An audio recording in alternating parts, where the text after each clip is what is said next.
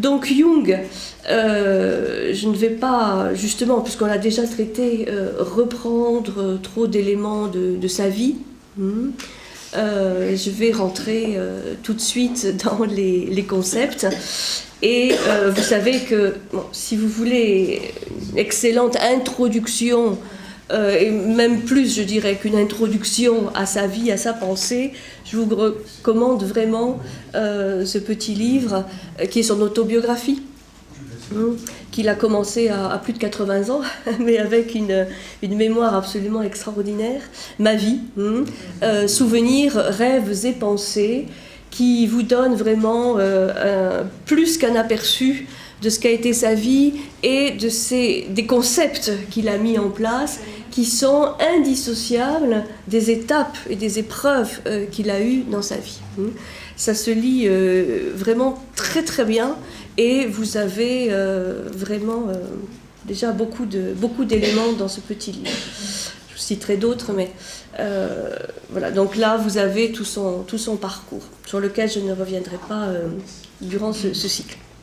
Donc, Jung rappelle ses dates, 1875-1961, médecin et psychiatre suisse, fondateur de ce qu'on appelle la psychologie analytique, aussi appelée la psychologie des profondeurs. Et ceci, il l'a fait après que Freud ait fondé, disons, le concept et la pratique de la psychanalyse.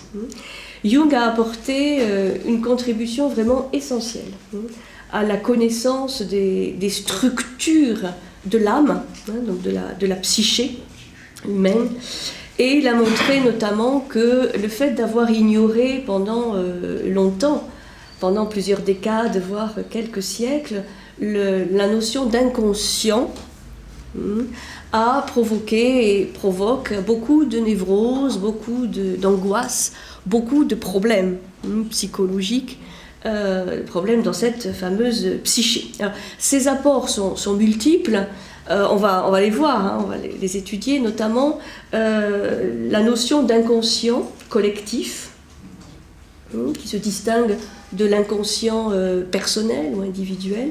L'inconscient collectif avec cette fameuse notion des archétypes sur laquelle je reviendrai, j'expliquerai un peu plus profondément parce que cette notion est assez vulgarisée, répandue communément. On emploie souvent le terme d'archétype et on va s'interroger sur ce qu'est vraiment un archétype et la différence entre un archétype et une forme ou une image archétypale. Donc ça, c'est un apport essentiel. L'autre apport essentiel, c'est l'explication du processus d'individuation, qui est donc ce processus de réalisation du potentiel humain, de réalisation du soi, qui est donc vraiment l'identité la plus unifiante, la plus unifiée de l'être humain, et qui est un processus donc d'évolution, et c'est ça qu'on va étudier particulièrement aujourd'hui, parce que c'est un processus d'évolution dynamique basé sur la loi des polarités et le processus des contraires. Donc vraiment un processus dialectique que l'on va trouver dans ce processus d'individuation.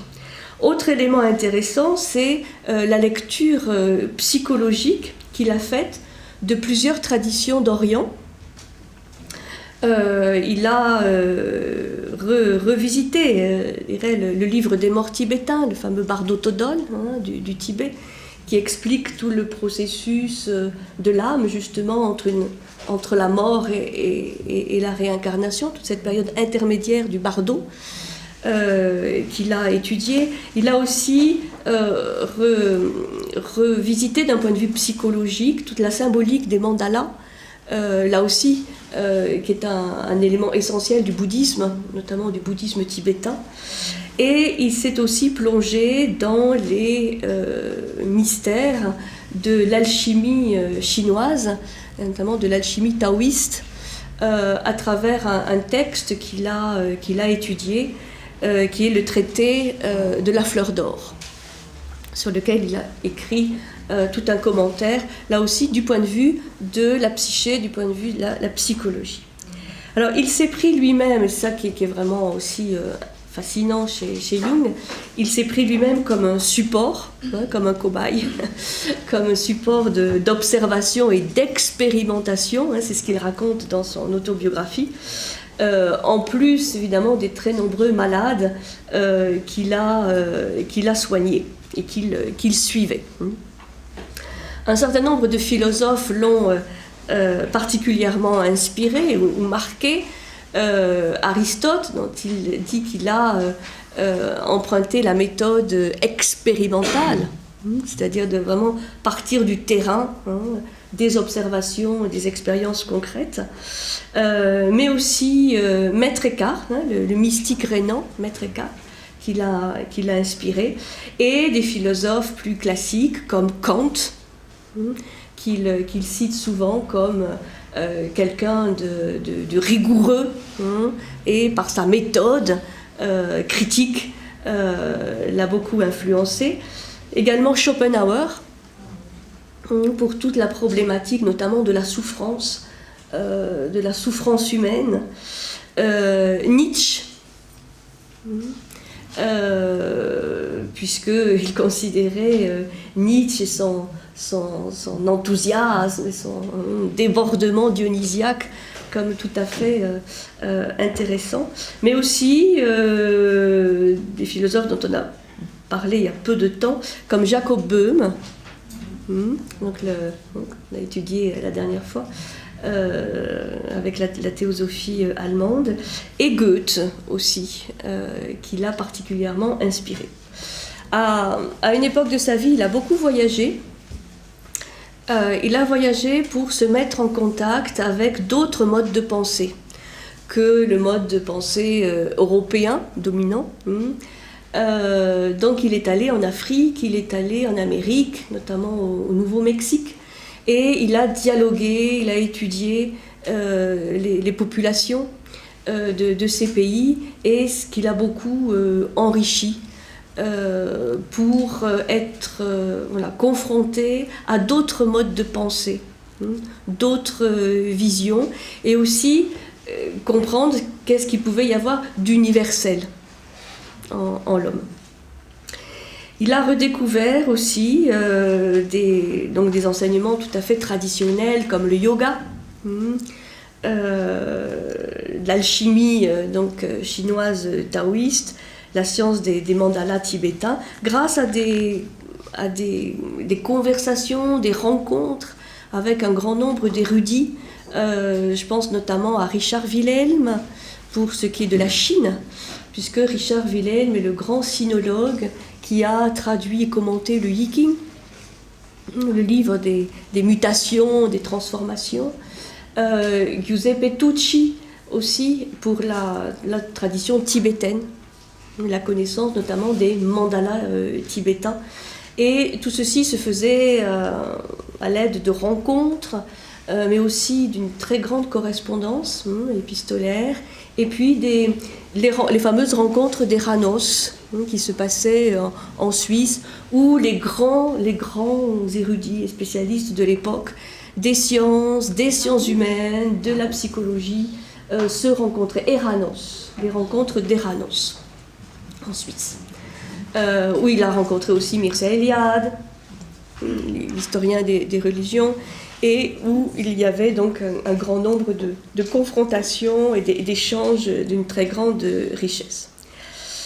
Alors les notions essentielles donc de sa pensée sont indissociables, comme je le disais, des étapes de sa vie et des quelques crises, des 4 ou 5 crises existentielles qu'il a connues dans sa vie, et c'est ça donc qui est raconté dans son autobiographie. Alors, ces ouvrages, ils sont extrêmement nombreux. Je ne vais pas pouvoir tous vous les citer. J'en cite quelques-uns. Les types psychologiques, ça c'est ce qu'on avait vu il y a 2 ans, vous savez, avec la boussole, avec la pensée, le sentiment, l'intuition, la sensation, les types psychologiques, qui est une boussole, qui est encore utilisée aujourd'hui, notamment à travers un certain nombre de tests et de questionnaires qui permettent de mieux cerner la configuration de la psyché humaine. Donc les types psychologiques, il y a aussi la dialectique du moi et de l'inconscient, la dialectique du moi et de l'inconscient, donc là on rentre dans ce sujet de la dialectique, de cette confrontation des opposés, les racines de la conscience, autre grand ouvrage, métamorphose de l'âme et ses symboles, l'homme et ses symboles aussi, psychologie de l'inconscient, psychologie et religion, puisque bien entendu il va être amené aussi à étudier un certain nombre de matériaux religieux, psychologie et alchimie, psychologie du transfert, là qui est un concept plus spécifiquement psychanalytique, Aion, qui est un livre plutôt de fin de vie, Aion, sur le temps, Aion, A-I-O-N, qui est le nom grec du temps, Aion. Un autre ouvrage qui va nous intéresser par rapport au jeu des contraires, c'est le Mysterium Conjunctionis, c'est en latin, mais c'est le mystère des opposés, Mysterium Conjunctionis, mystère des contraires ou des opposés. Psychologie et orientalisme, où là, justement, il étudie ces textes de l'Orient, dont j'ai parlé. Et un autre qui va nous intéresser la semaine prochaine, qui est synchronicité et Paracelsica, par rapport à Paracels. Donc c'est aussi quelqu'un qui va l'inspirer. En plus de tous les ouvrages qu'il va écrire, qui sont des milliers et des milliers de pages, vont être publiés petit à petit, très tard en France, mais ça y est, on est arrivé. Grâce à l'acharnement notamment de Michel Cazenave, qui s'est battu pour que toutes ces correspondances soient publiées, notamment chez Albin Michel. Donc toutes les correspondances qu'il a pu avoir avec, bien entendu, Freud, dont il a été pendant longtemps le disciple, le successeur, comme l'avait souhaité ou l'avait rêvé peut-être Freud, et puis il y a eu une scission, un conflit, bon ça vous connaissez, donc voilà, c'est intéressant les correspondances avec Freud pour ça, mais aussi les correspondances avec Wolfgang Pauli, dont on parlera la semaine prochaine, puisque Pauli est un physicien. C'est avec lui qu'il a discuté de cette notion de la synchronicité, prix Nobel de physique, Pauli, donc vraiment un échange extrêmement riche. Aussi des correspondances avec le mathématicien Pascual Jordan, Erich Neumann, l'un des fondateurs de la physique quantique. Donc pour dire qu'il a eu des échanges très fructueux avec des scientifiques, beaucoup de scientifiques. Neumann, oui, N-E-U-M-A-2-N. Heinrich Zimmer, qui lui était un grand spécialiste de l'Inde et de la spiritualité, de la philosophie indienne. Hermann Hesse aussi, l'écrivain qui a écrit le fameux roman Siddhartha, ou le sinologue, donc Richard Wilhelm. Donc toutes ces correspondances sont aujourd'hui disponibles, traduites, pour montrer l'incroyable travail de lien aussi qu'il a fait avec d'autres disciplines que la sienne, d'autres érudits que les psychologues. Et il faut y consulter donc par des centaines, voire des milliers de personnes, et notamment les plus grands psychiatres et psychanalystes de son temps, qui étaient curieux de connaître la spécificité de son approche. Alors, Jung propose effectivement une approche intéressante, c'est une vision globale de l'homme qui prend en compte, en considération les différentes composantes de l'être humain, du plan spirituel au plan physique, en passant, bien entendu, par ce monde intermédiaire qui est celui de la psyché, c'est-à-dire le monde psychique, qui est le cœur même où vont se dérouler tous les conflits et les tensions qui agitent l'être humain. C'est-à-dire que déjà, il faut bien voir que ce monde psychique, le monde de la psyché, est vu par Jung comme un monde intermédiaire, un monde médiateur, où vont se rencontrer les deux autres mondes, le spirituel et le physique. Donc c'est un lieu de tension, c'est un lieu de conflit, de par sa nature même. C'est normal que ce plan psychique, qui est au milieu, reçoive toutes les oppositions, les contradictions qu'il peut y avoir entre les deux autres mondes qui sont opposés. Donc, c'est cette vision sur laquelle nous allons mettre un peu la loupe, c'est-à-dire qu'est-ce qui se passe dans cette psyché, cette vision dynamique de la psyché, qui est une psyché évolutive, qui change, qui se transforme, qui évolue, grâce à cette dynamique du conflit. Et cette loi des polarités, où on va trouver de multiples oppositions, j'en ai marqué quelques-unes au tableau, entre le conscient et l'inconscient, entre ce qu'on va appeler le moi, la persona, c'est-à-dire le masque, et l'ombre qui est un concept très important chez Jung. Également en confrontation ou opposition dialectique entre deux archétypes qui sont l'animus et l'anima, qui font partie de l'inconscient. Donc là aussi, il va y avoir un conflit, un dialogue, une dialectique entre ces deux archétypes.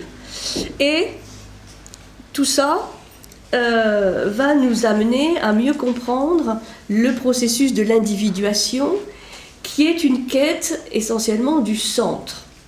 La quête pour redevenir un individu, c'est-à-dire quelque chose d'indivisible, donc une unité. Le processus d'individuation, devenir un individu, c'est une quête du centre, c'est une quête de l'unité, c'est une quête de la totalité, c'est aussi la quête du soi, avec un S majuscule, qui est donc un archétype qui peut être le principal archétype de Jung, l'archétype du soi, où toutes ces oppositions, ces contraires vont se dissoudre, vont s'harmoniser autour d'une notion essentielle qui est donc cette unité fondamentale de l'être, qu'il appelle le soi.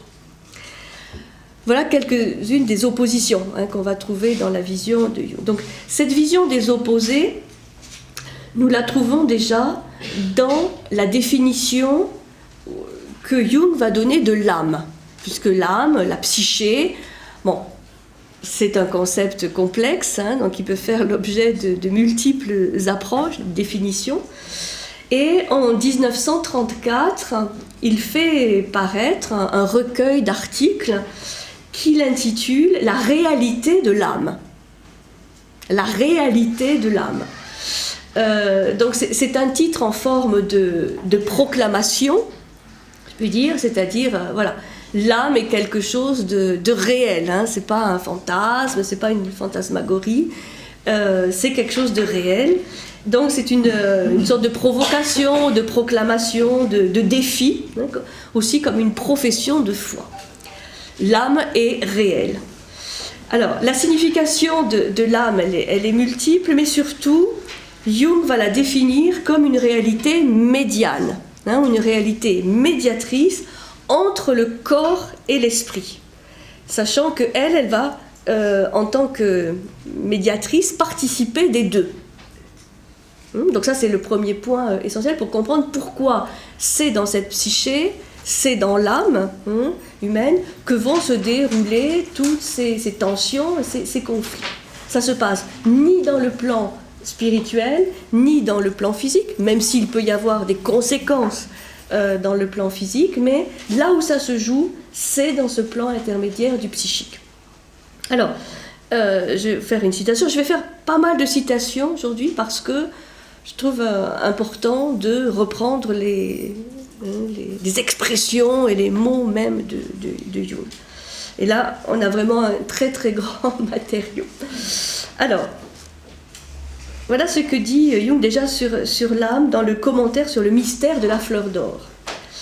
C'est un aspect caractéristique de l'homme occidental que d'avoir, à des fins de connaissance, scindé le physique et le spirituel.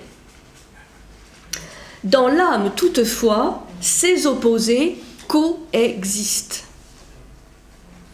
C'est là un fait que la psychologie doit reconnaître. Une réalité psychique est à la fois physique et spirituelle.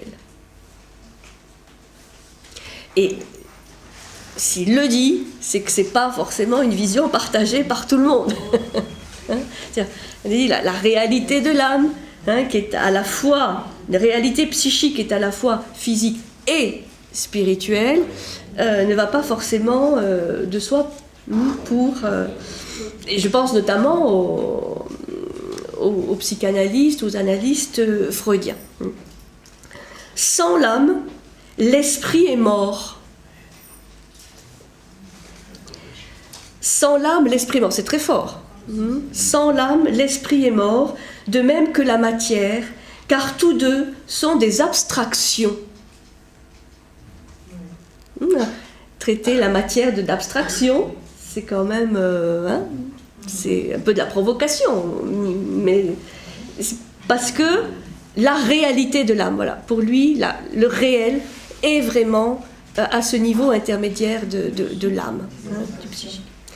Tous deux sont des abstractions. Ce monde intermédiaire, donc le psychique, nous apparaît comme trouble et confus parce que chez nous, l'idée d'une réalité psychique n'est pas courante pour le moment, bien qu'elle exprime notre véritable sphère vitale. Voilà. Donc, il reprend l'origine aussi un petit peu étymologique du terme de l'âme, qui est ce qui anime. C'est-à-dire la principale réalité vitale de l'être humain réside dans son âme. Et le spirituel, le physique, quelque part, sont des abstractions. Parce que là où va se dérouler la vie, c'est dans la psyché. Et qui est un monde complexe, trouble, confus, parce qu'il s'y passe évidemment beaucoup de choses. Donc l'âme est le monde intermédiaire où l'esprit va passer pour se corporaliser, ou se corporiser, si vous voulez, et en même temps, c'est le monde intermédiaire où le corps va se spiritualiser. Là, c'est-à-dire vraiment, c'est le lieu de rencontre de l'esprit vers la matière, de la matière vers l'esprit. Et c'est là où ça se joue. C'est pour ça qu'il va consacrer toute sa vie à l'étude de ce monde psychique, de ce monde intermédiaire. Et c'est là où se joue donc ce fameux jeu des contraires, ou cette conjonction des opposés. Cette coincidentia oppositorum, qui est voilà, l'élément essentiel dont il va parler et qu'il partage avec d'autres spécialistes des sciences humaines.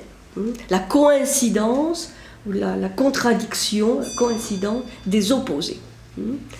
Confère Nicolas de Cuse déjà, qui en parle. Alors, un premier élément simple qui permet de comprendre aussi cette polarité que l'on va trouver dans toutes les couches de la psyché, c'est ce qu'il va appeler, bon ça c'est très connu parce qu'il faut bien voir qu'un grand nombre de ces concepts et de ces visions sont aujourd'hui très, très connus, largement répandus, et utilisés aussi par beaucoup de psychologues, qui ne sont pas forcément jungiens, mais disons il y a une sorte de vulgarisation de tous ces concepts. Un élément qu'il avait mis en évidence, c'est celui de la double polarité, double attitude de la psyché, soit dans l'extraversion, soit dans l'introversion. Introversion, extraversion, qui sont deux attitudes différentes face à la vie, comme il dit, deux façons de réagir aux circonstances. Bon, Aujourd'hui, ça c'est quelque chose qui est extrêmement banalisé. Hein. Alors, voilà comment Jung, par contre, le définissait. Parce que c'est bien justement avec des notions qui sont largement répandues de revenir à la définition même de Jung. Il dit « Il existe toute une classe d'êtres humains qui, au moment d'agir dans une situation donnée, exécutent d'abord un léger recul, comme s'ils disaient doucement non, et ne parviennent qu'ensuite à réagir. Et une autre classe de gens qui, dans la même situation, semblent réagir immédiatement, parce qu'ils ont pleine confiance en la justice, toute naturelle pour eux, de leur façon d'agir. La première catégorie se caractériserait donc par une certaine relation négative à l'objet, la seconde par une relation plutôt positive.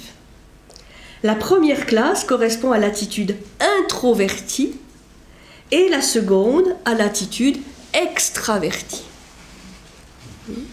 Donc, ça c'est déjà une première polarisation que l'on va trouver dans la psyché et qui va teinter, qui va colorer sa fameuse boussole des types psychologiques, puisque par rapport aux 4 éléments fondamentaux que sont la pensée, le sentiment, l'intuition, la sensation, chacun de ces éléments va pouvoir être vécu plutôt de manière introvertie ou plutôt de manière extravertie, ce qui va nous donner finalement au total 8 types psychologiques. Bon, ça c'est ce qu'on avait déjà étudié, donc j'y reviens pas. L'attitude extravertie se caractérise donc par un grand intérêt pour les événements qui se passent dans son environnement, pour les êtres humains, les choses, et aussi donc une relation qui se crée assez facilement et qui peut devenir aussi une dépendance vis-à-vis de cet environnement. Puisque rien n'est de toute façon ni tout blanc ni tout noir, complètement positif, complètement négatif. Donc l'extraversion permet de tisser assez facilement ses relations avec l'environnement, mais on peut tomber dans une sorte de dépendance vis-à-vis de cet environnement. Elle est motivée par des facteurs extérieurs et grandement influencée donc par l'environnement. A l'inverse, l'attitude introvertie est plutôt une attitude de retrait, orientée vers son intériorité, concentrée sur des facteurs subjectifs et influencée plus que par l'environnement, par une sorte de nécessité intime ou interne. Elle préfère souvent la réflexion à l'action. Donc là, c'est une attitude qui est favorable à l'introspection, à l'intériorité, à une sorte d'indépendance vis-à-vis de l'environnement extérieur, mais aussi, évidemment, peut conduire à une sorte de renfermement sur soi ou de grande subjectivité. C'est-à-dire que le filtre à travers lequel on vit les choses soit vraiment très déformant.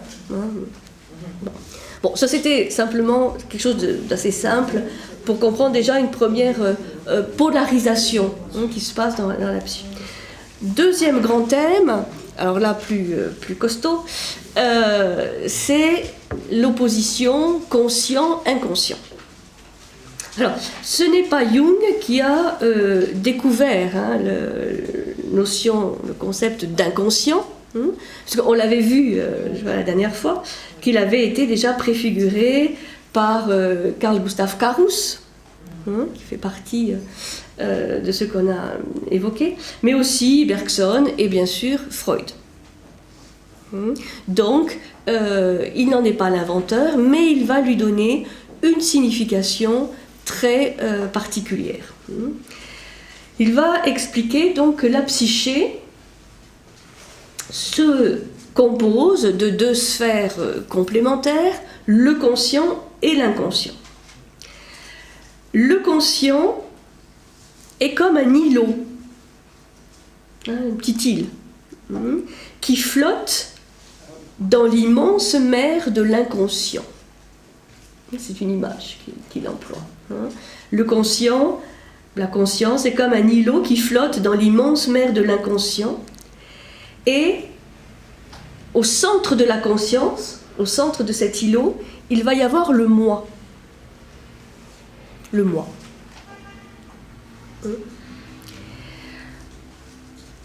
Donc vous imaginez une petite île avec le moi au centre et qui est plongée dans un grand océan, une grande mer qui est l'inconscient.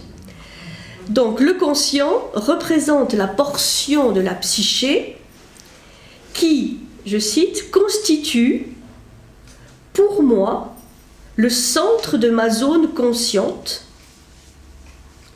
et qui semble de la plus grande continuité et identité par rapport à moi-même. C'est-à-dire que ce moi, qui est au centre du conscient, de la conscience, est le siège de ce que je considère être mon identité. Je suis, qui suis-je ? Moi. C'est-à-dire qu'il va donner une impression de continuité, d'identité, dans la durée de ce que je suis. Alors voilà, ce que Jung va mettre en évidence, c'est que tout ça est petit, est relatif par rapport à l'immense inconscient. Donc au-delà du cercle restreint de la conscience, va se trouver la sphère de l'inconscient. Et le contenu de l'inconscient, il va être formé de deux couches, entre guillemets, que Jung va nommer l'inconscient personnel, l'inconscient personnel, et l'inconscient collectif, qui est un de ses grands apports, cette notion d'inconscient collectif. Alors, l'inconscient personnel, qui m'est propre, contient beaucoup de choses, on va le voir, entre autres, les contenus qui vont être réprimés ou rejetés hors du champ de la conscience, pour de multiples raisons. Donc ça, c'est un premier contenu de l'inconscient personnel, ce qui est rejeté, réprimé, ce qu'on ne veut pas voir, non ? Mais aussi, et de manière plus importante chez Jung, cet inconscient personnel va contenir tous les éléments qui sont en sommeil, qui sont dans l'inconscient et qui ne sont pas encore parvenus à la conscience. C'est-à-dire des éléments, on va dire, latents, potentiels, qui, un jour, peut-être, surgiront à la conscience et peut-être resteront dans l'inconscient. Donc, voilà, c'est une notion assez évidemment complexe, il va y avoir beaucoup de choses. Et cet inconscient personnel va jouxter ou être tangentiel ou parfois être à l'intérieur d'une notion encore plus vaste qui est celle de l'inconscient collectif, qu'on étudiera tout à l'heure avec la notion d'archétype et qui va évidemment beaucoup intervenir quand on étudiera la notion de synchronicité. Alors, ce qu'il faut bien comprendre, c'est que l'inconscient, comme dit Jung, s'il était seul, demeurerait précisément inconscient à jamais. Et nous n'existerions pas, dans le sens où nous n'existons que dans la mesure où nous savons exister, où nous en nourrissons la conscience qui vient nous éclairer. C'est-à-dire, nous existons parce que nous avons conscience d'exister. Donc, l'inconscient existe aussi par rapport à la conscience. Il n'existe pas forcément en tant que tel. C'est pour ça que Jung dira qu'il n'y a pas d'essence de l'inconscient. L'inconscient s'exprime ou se comprend que par rapport à ce qui en sort pour devenir conscient. En d'autres termes, l'inconscient dans son essence, bon, même s'il essaie d'approcher cette notion d'essence de l'inconscient, n'est pas quelque chose qui se construit par le refoulement. Là, il est tout à fait opposé à cette notion d'inconscient qui ne serait que de la répression ou de refoulement, des choses qu'on sortirait de la conscience. L'inconscient n'est pas quelque chose qui se construit par le refoulement et qui est à proprement parler de l'inconscient, du non-conscient, du refusé par le conscient. Ça non. L'inconscient est d'une façon primordiale la fondation même de l'âme, d'où surgit la conscience. C'est-à-dire, il va donner, à travers ça, une importance essentielle, primordiale à la notion d'inconscient, comme fondement de l'âme humaine. Fondation même de l'âme, d'où surgit la conscience, d'où s'affirme la force de ces étincelles de lumière, les étincelles de conscience que les anciens alchimistes appelaient la lumière de la nature.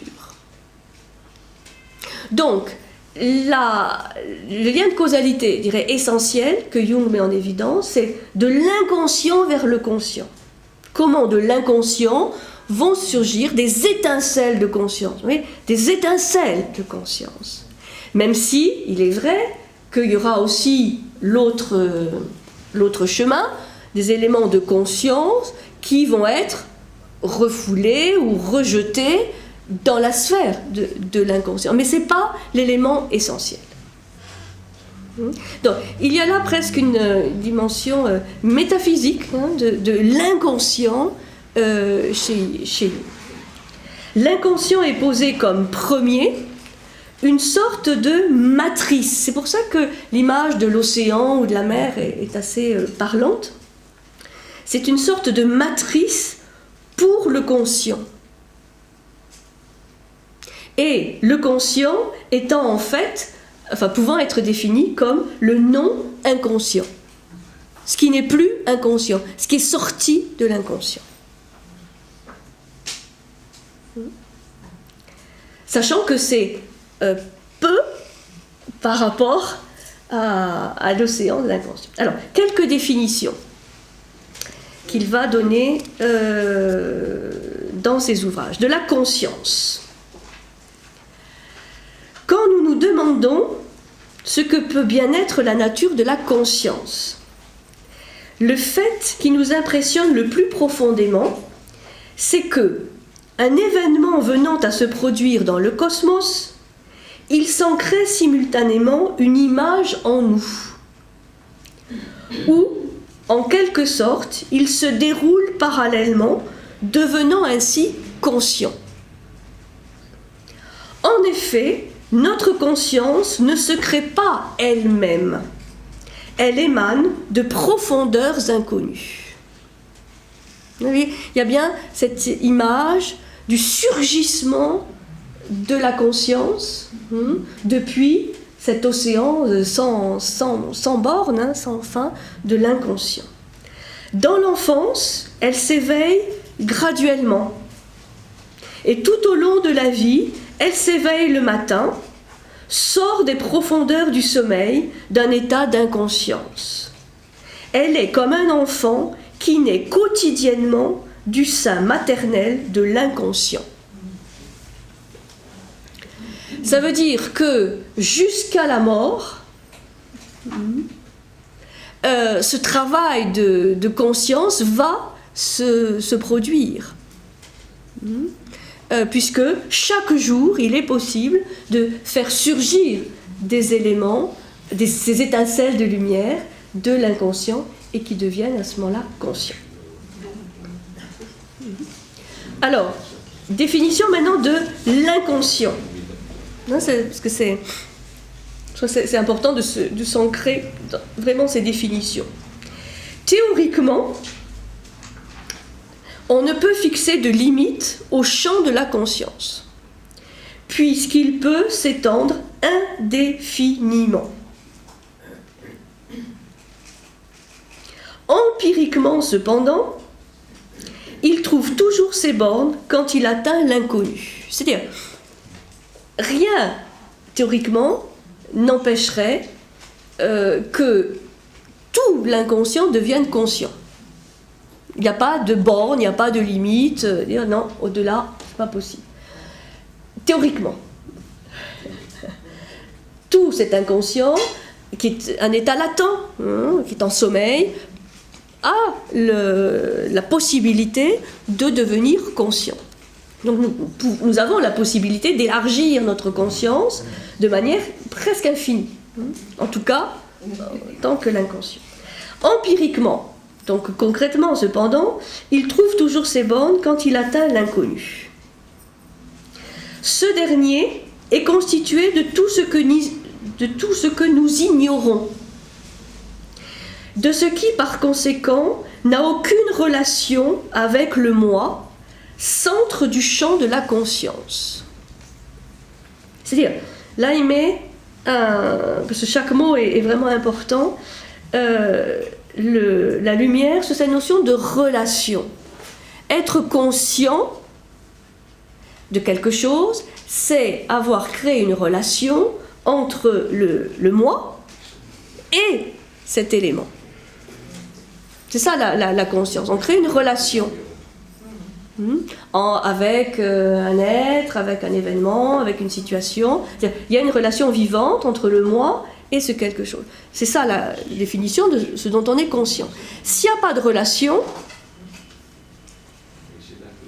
ou s'il n'y a plus de relation, là, ça retombe, ça reste dans l'inconscient. L'inconnu se divise en deux groupes d'objets. L'inconnu, donc l'inconscient, se divise en deux groupes d'objets. Ceux qui sont extérieurs et qui seraient accessibles par les sens, et les données qui sont intérieures et qui seraient l'objet de l'expérience immédiate. Le premier groupe constitue l'inconnu du monde extérieur. Le second, l'inconnu du monde intérieur. Nous appelons inconscient ce dernier champ. Donc là, il restera un petit peu sa définition de l'inconscient. Ce n'est pas tout ce que nous ne connaissons pas, mais tout ce que nous ne connaissons pas ou tout ce que nous ignorons du monde intérieur. C'est-à-dire ceux qui sont les données qui sont intérieures et qui seraient l'objet de l'expérience immédiate. C'est-à-dire tout ce qui est à notre disposition. Parce qu'en fait, des éléments qui nous sont très extérieurs, ce qui se passe à l'autre bout du monde, voilà, des êtres que nous ne connaissons pas, bon, ça ce n'est pas... on ne peut pas tout connaître. Même aujourd'hui, je pense, même avec Internet, même avec Google, on ne peut pas tout connaître.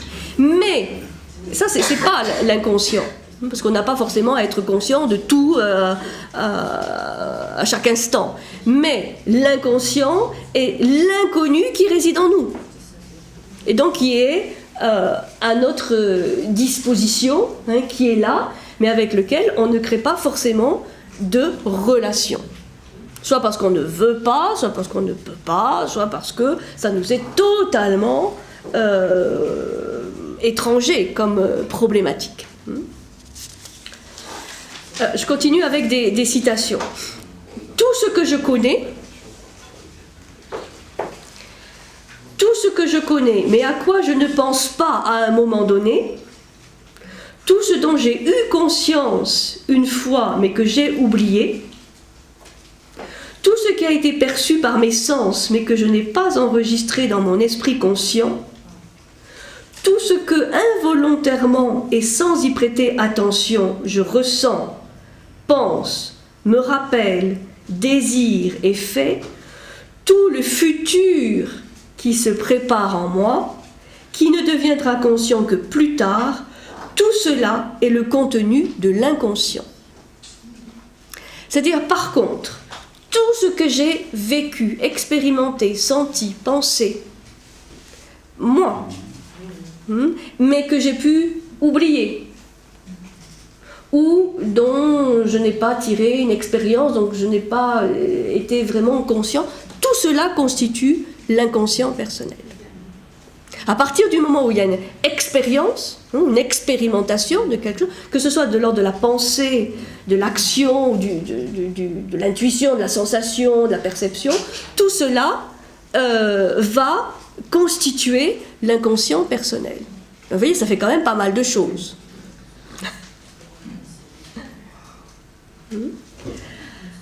À ces contenus, continue de citation, à ces contenus viennent s'ajouter les représentations ou impressions pénibles, plus ou moins intentionnellement refoulées. Alors, voilà, là il y a aussi donc cette idée de choses réprimées, refoulées, qu'on va mettre dans l'inconscient. Mais vous voyez, c'est pas forcément l'essentiel. C'est une partie sur laquelle Jung ne va pas forcément mettre beaucoup le projecteur. Donc les représentations ou impressions pénibles, plus ou moins intentionnellement refoulées. Là, vous avez quand même un des éléments essentiels de la différence de vision entre Freud et Jung. Il y a la libido aussi. Oui, bien sûr. J'appelle inconscient personnel l'ensemble de tous ces contenus. Mais, au-delà, nous rencontrons aussi dans l'inconscient des propriétés qui n'ont pas été acquises individuellement. Elles ont été héritées, comme les instincts, comme les impulsions pour exécuter des actions commandées par une nécessité, mais non par une motivation consciente. C'est dans cette couche plus profonde de la psyché que nous rencontrons les archétypes. Donc là, on va toucher à l'autre couche de l'inconscient, qui est l'inconscient collectif, où on va trouver deux éléments, les archétypes et les instincts, qui là vont être vraiment caractérisés par un aspect de grande universalité.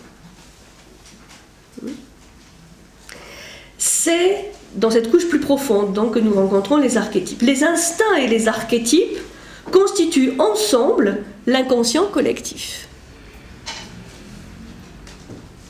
Je l'appelle collectif parce que, au contraire de l'inconscient personnel, il n'est pas le fait de contenus individuels plus ou moins uniques, ne se reproduisant pas, mais de contenus qui sont universels et qui apparaissent régulièrement.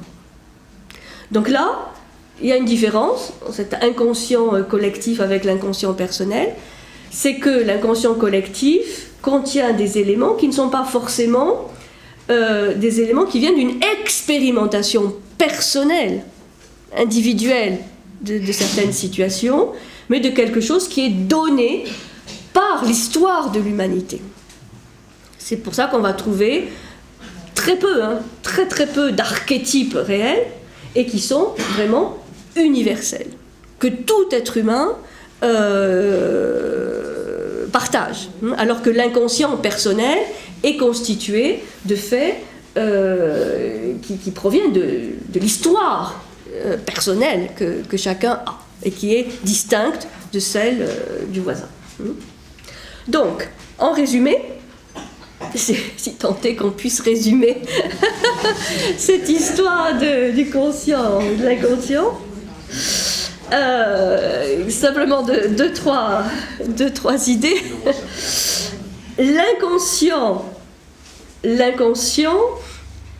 en soi, en fait, ne nous est pas accessible puisqu'il est la condition, il est plus une condition première au surgissement de la conscience.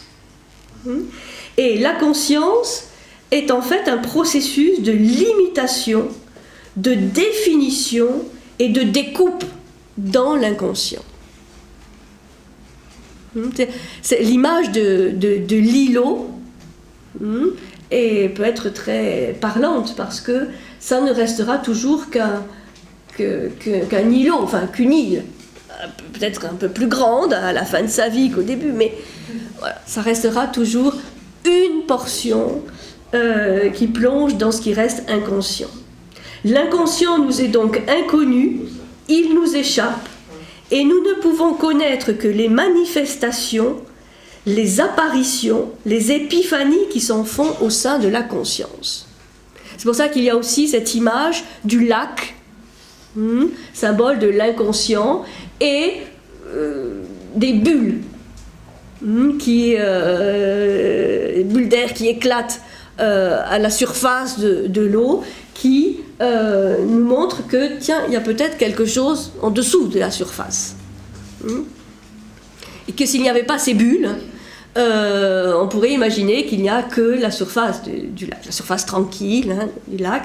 Et donc cet inconscient, qui est un peu comme la face, l'élément immergé de l'iceberg, ne nous est connu que par ces apparitions, ces surgissements de conscience qui peuvent se faire soit à partir d'un travail rationnel et progressif, soit à partir de surgissements comme cela, spontanés. Est-ce que la mémoire a un rôle à jouer là? Oui, bien sûr, oui. Donc, justement, il y a une dialectique, en fait, sans fin, entre conscient et inconscient, et le travail de la raison va être important pour faire justement surgir ou apparaître certains éléments de l'inconscient. C'est pour ça que l'analyste jungien est très différent de l'analyste freudien, dans le sens où l'analyste jungien intervient de manière directive dans ses dialogues avec ses patients, puisqu'il est là pour guider, orienter ce travail intérieur.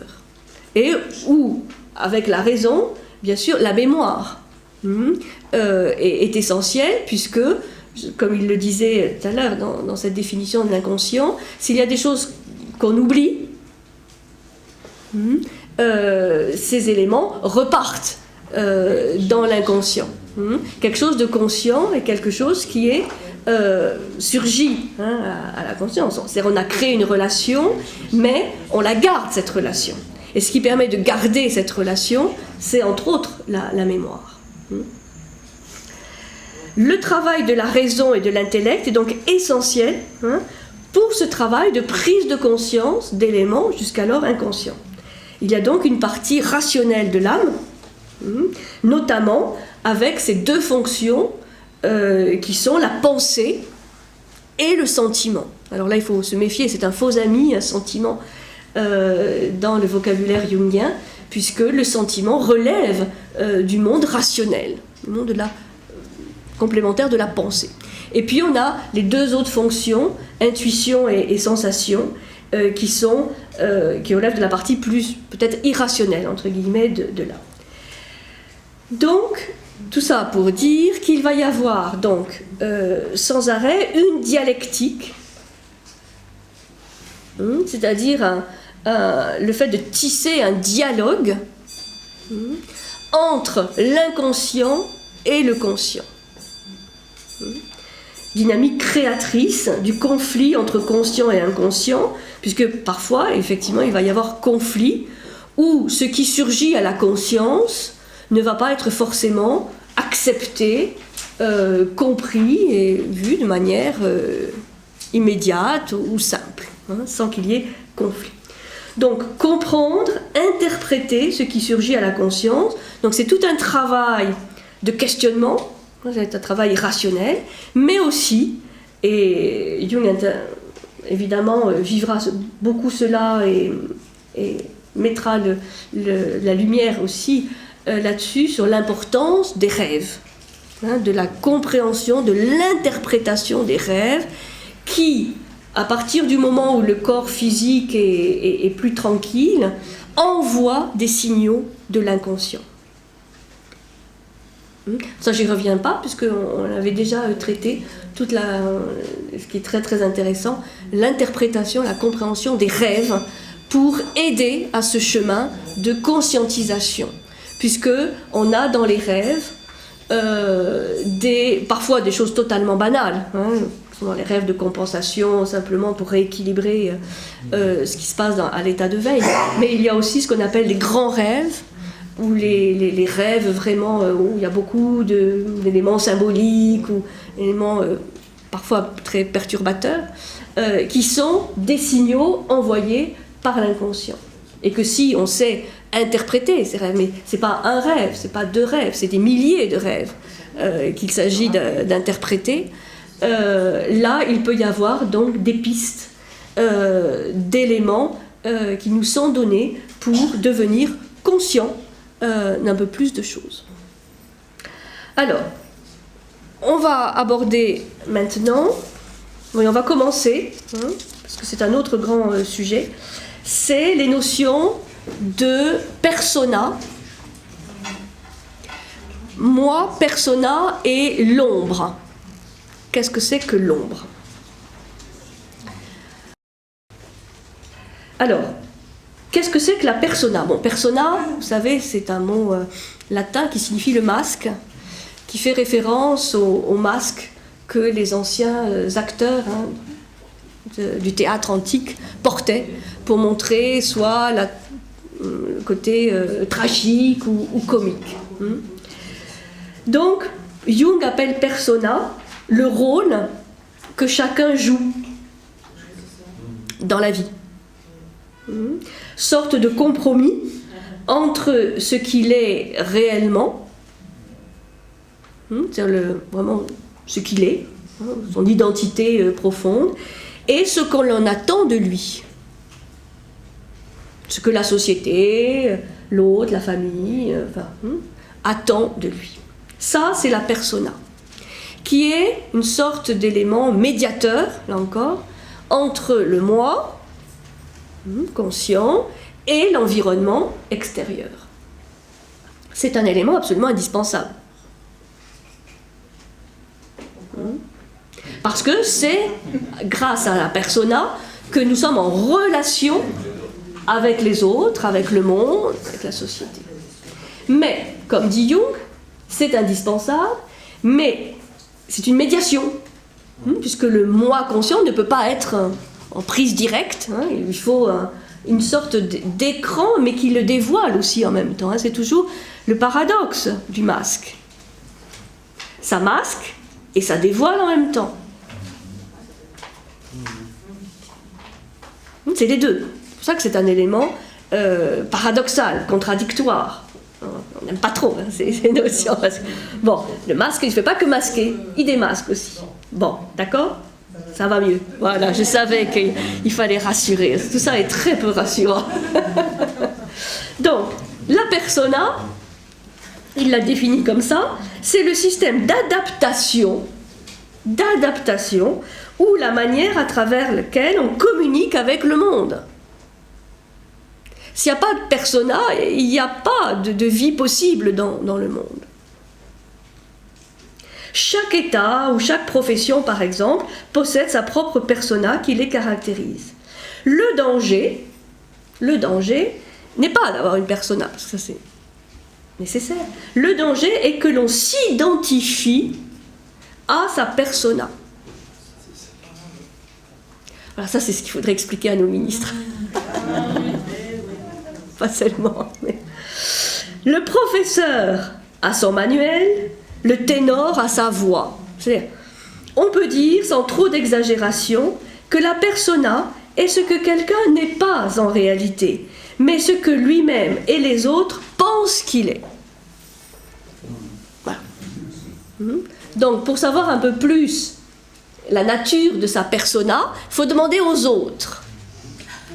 Comment tu me vois? Qu'est-ce que tu penses de moi? Et là, vous aurez une image de ce que vous avez construit, ce que nous avons construit comme persona.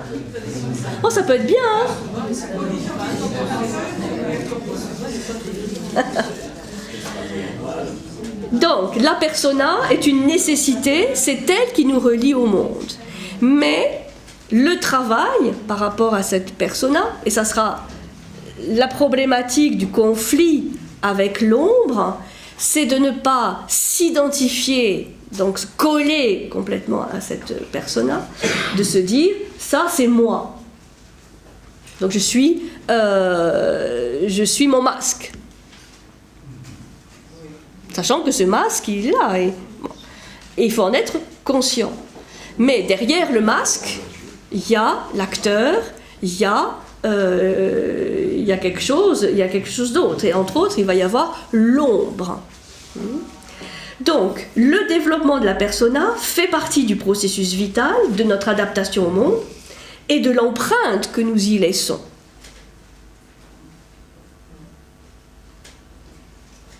Souvent, voilà, quelqu'un vient de mourir, ah, voilà, on fait une description, c'est sa persona.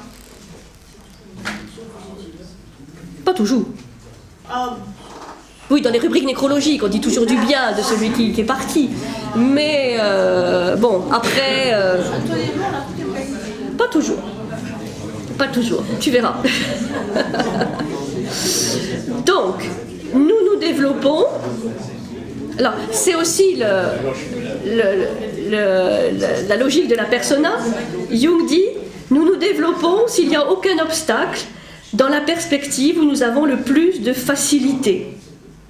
Nous avons en même temps fortement tendance à nous conformer à ce qu'on attend de nous, à répondre à la pression que l'éducation et la société font peser sur nous.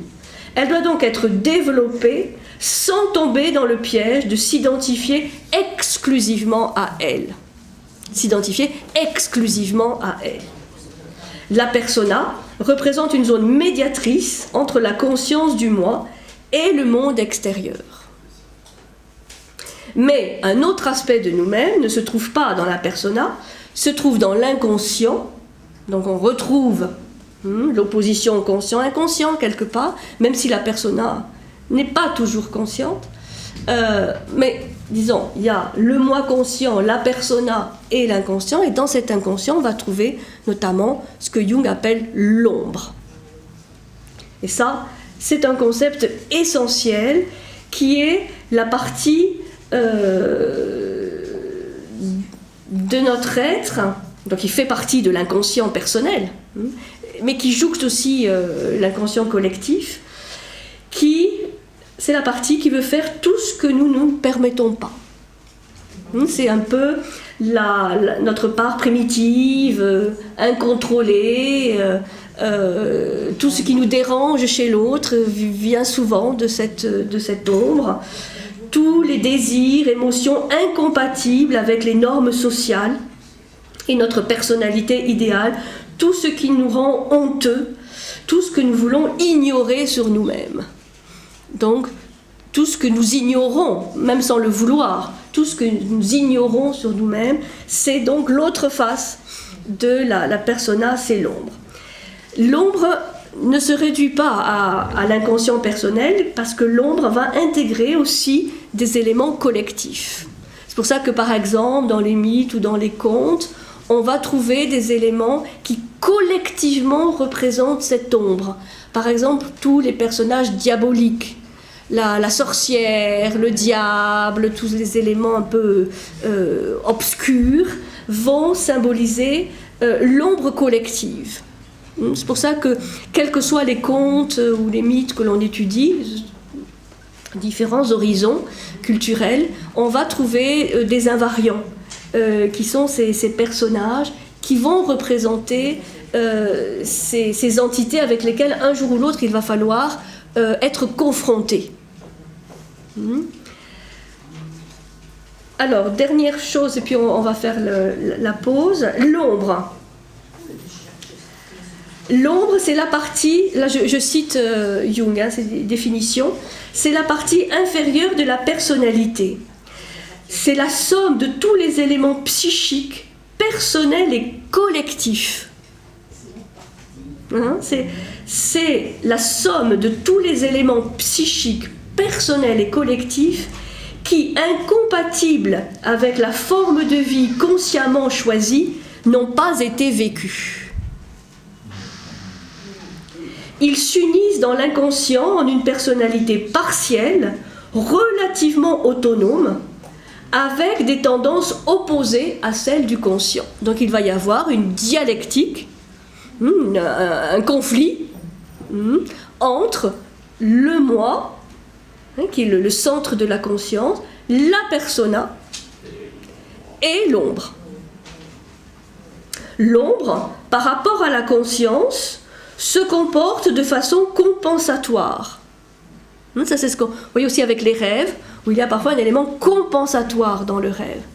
Si ce qui est vécu à l'état de veille est trop dur, trop encadré, trop enrégimenté, dans quelque chose qui fait souffrir, alors le rêve va apporter un élément de compensation, de rééquilibrage, si vous voulez. C'est ce qui se passe aussi avec l'ombre.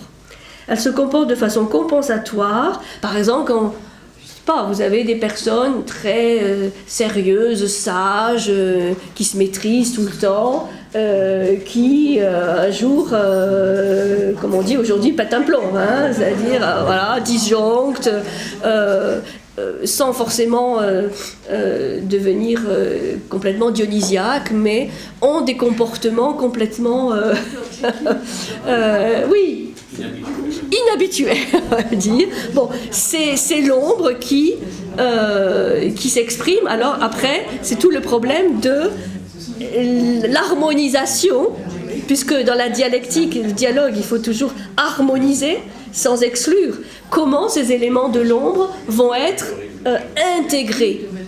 Et le plus souvent, comme ils sont vraiment très différents de ce qui est vécu au niveau conscient, ils ne vont pas être intégrés, ils vont être rejetés. Moi ? Non, jamais. Et c'est pour ça que ça va être cette expérience qui pourrait être intéressante. C'est pourquoi aussi beaucoup de rêves, on ne s'en souvient pas si on n'y travaille pas consciemment dessus, parce que ce sont des éléments qui nous dérangent et qui n'arrivons pas à intégrer dans la sphère consciente. Donc je termine avec ça. Son action de l'ombre peut-elle être aussi bien positive que négative ?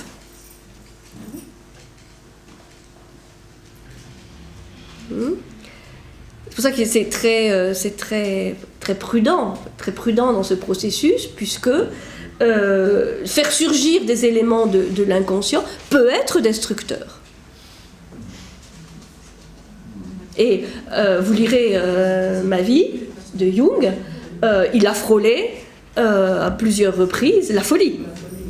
La folie, la mort, le fait là vraiment de passer dans un autre plan. Parce que ces éléments de l'ombre, de l'inconscient, sont puissants. Puisqu'ils ont cet aspect primordial. Donc en tant qu'élément de l'inconscient personnel, l'ombre procède du moi, mais en tant qu'archétype de l'éternel antagoniste, il procède de l'inconscient collectif. C'est pour ça qu'il faut bien voir, c'est pour ça que c'est assez complexe. Dans cette ombre, il y a des éléments de l'inconscient personnel, mais aussi des éléments de l'inconscient collectif. Avec cet archétype, j'aime bien cette expression, archétype de l'éternel antagoniste. C'est-à-dire que tout le temps, toujours, il y aura conflit. Il y aura dialectique, il y aura dialogue, puisqu'il y a des éléments qui font partie de l'éternel antagoniste. C'est-à-dire c'est vraiment cet archétype de l'altérité, de l'autre, de ce qui est différent, de ce qui est inconnu.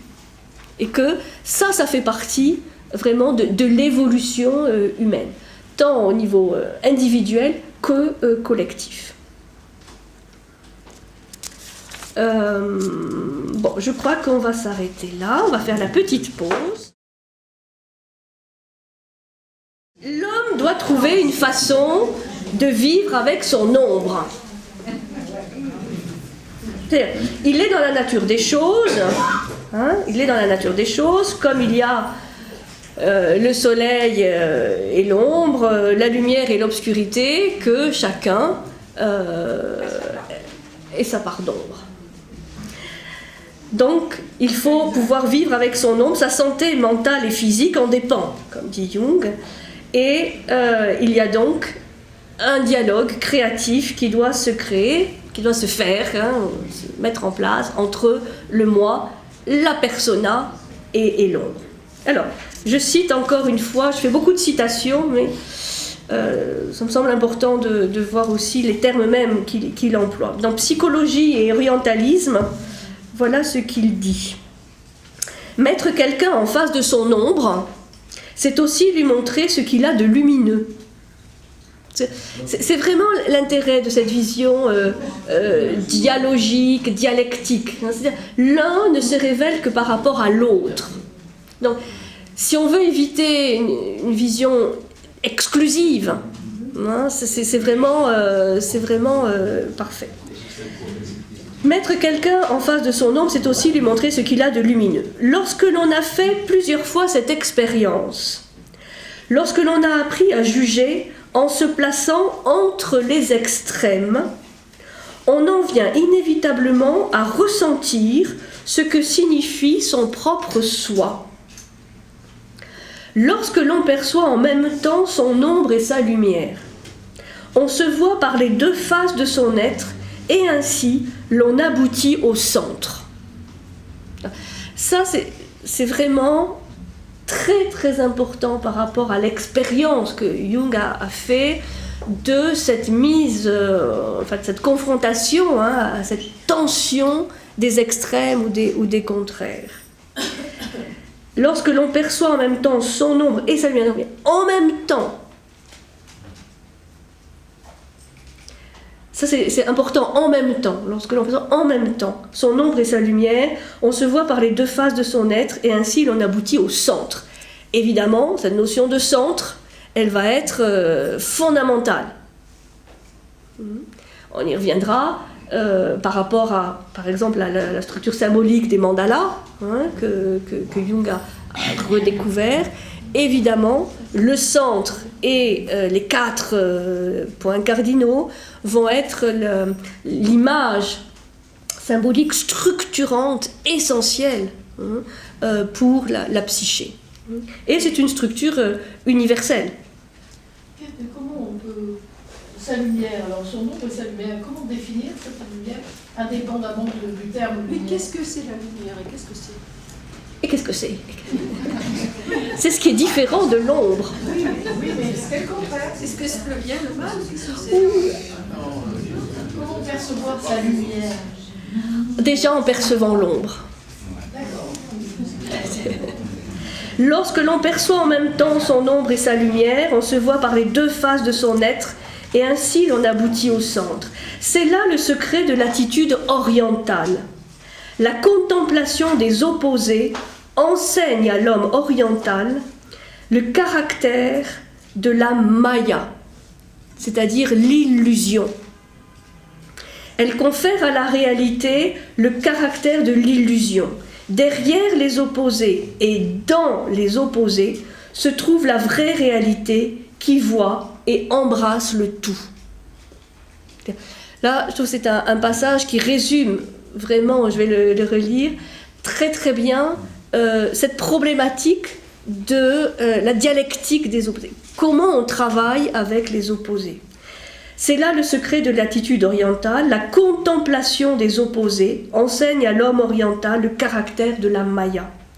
Elle confère à la réalité le caractère de l'illusion. Derrière les opposés et dans les opposés se trouve la vraie réalité qui voit et embrasse le tout.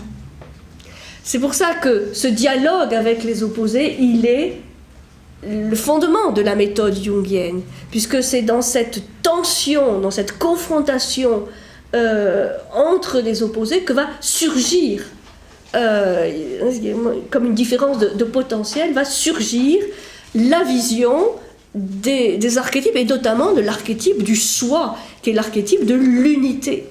Une fois qu'on est capable de faire l'unité, c'est-à-dire qu'il n'y a plus de confrontation conflictuelle entre l'ombre et la lumière, mais une harmonisation entre l'ombre et la lumière.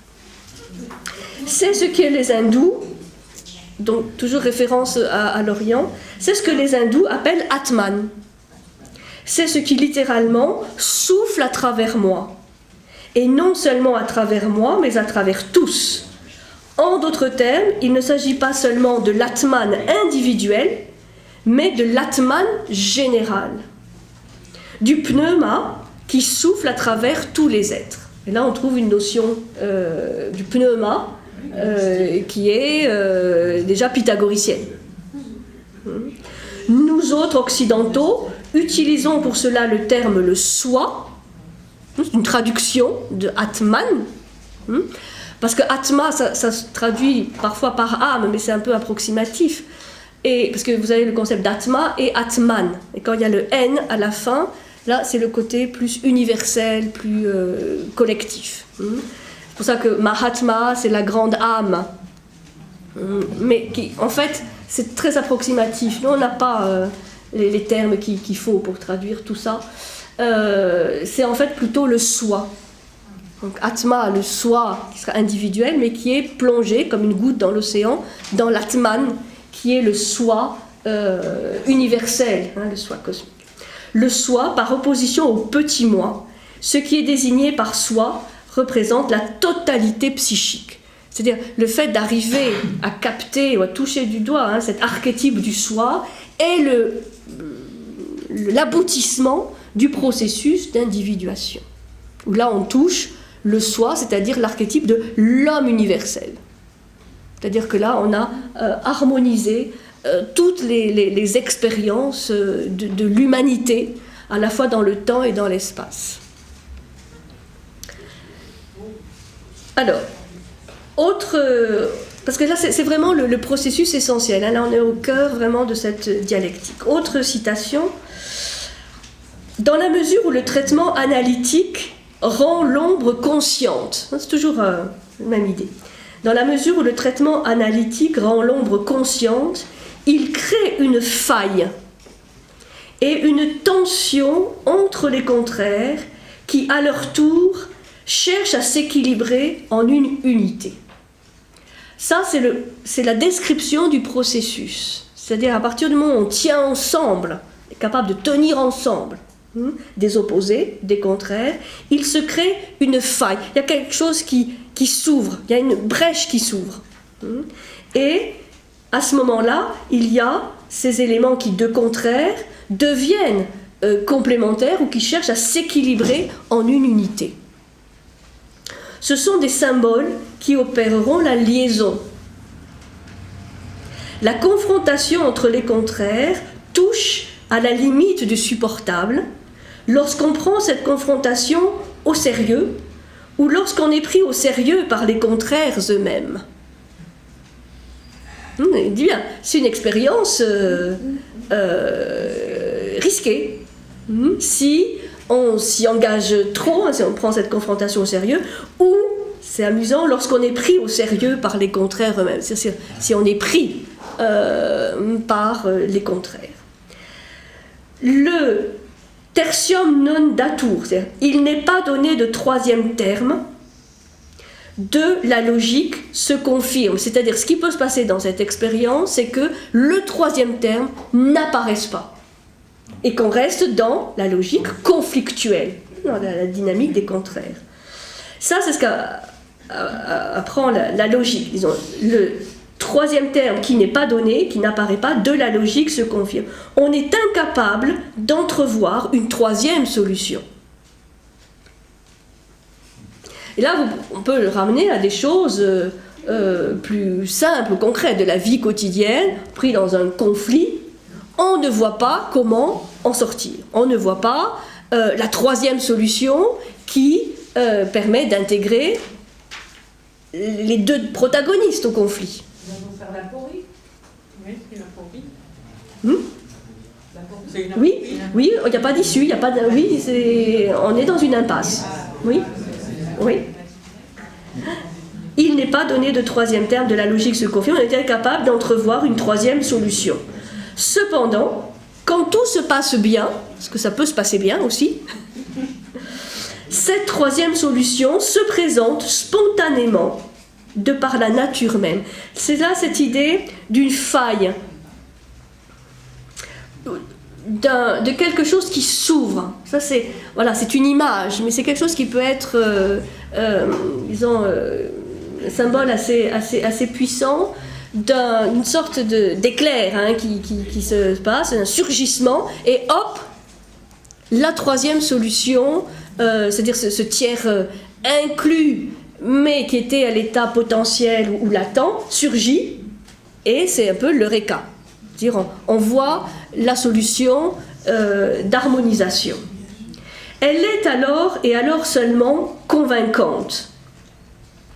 C'est-à-dire que il ne s'agit pas simplement de quelque chose de théorique, hein, d'intellectuel, mais qui doit être vécu. Et à ce moment-là, on a la certitude, hein, on est convaincu que c'est bien ça. Elle est ressentie comme étant ce qu'on appelle parfois la grâce. C'est une sorte d'ouverture, de brèche, et ce qui était un problème jusqu'alors n'en est plus. Et on peut même se demander pourquoi on a parfois mis tant de temps à trouver cette solution. Mais pour cela, il faut avoir assumé la tension. C'est-à-dire de ne pas vouloir exclure l'un des deux protagonistes. Il faut les tenir ensemble. Ce qui est très inconfortable. Mais les antagonismes, c'est à l'intérieur de soi. Oui. C'est pas les antagonismes avec les autres, non. Mais il y en a Non. déjà, c'est avec les antagonismes. Mais de toute façon, les antagonismes extérieurs sont des reflets des antagonismes intérieurs. C'est vrai. La solution naissant de la confrontation et de la lutte des contraires est le plus souvent constituée par un mélange inextricable de données conscientes et inconscientes. Et c'est pourquoi on peut la dire un symbole comme une pièce de monnaie coupée en deux, dont les moitiés s'encastrent exactement. Ce qui est l'origine étymologique du mot symbole. Hein, symbolon, ce qui unit, ce qui rapproche, hein, avec cette idée dans l'Antiquité où on cassait une poterie ou quelque chose en deux.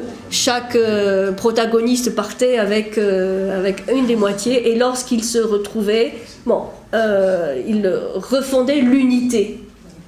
Ce qui est le propre du symbole, qui est de réunir, hein, de permettre de nouveau l'unité.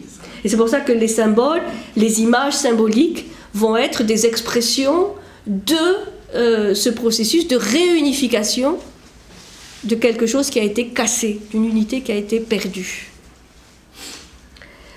Cette solution représente le résultat de la coopération du conscient et de l'inconscient. C'est pour ça, mais de manière très anecdotique, on dit parfois que les rêves nous donnent des solutions. Le fait de s'endormir avec une problématique, et parfois le lendemain, tout d'un coup, on voit, on a la solution. Peut-être parce que pendant le sommeil, conscient et inconscient ont dialogué et qu'il a surgi quelque chose. Bon, ça ne marche pas toujours, hein, mais il faut une longue pratique. Une longue pratique.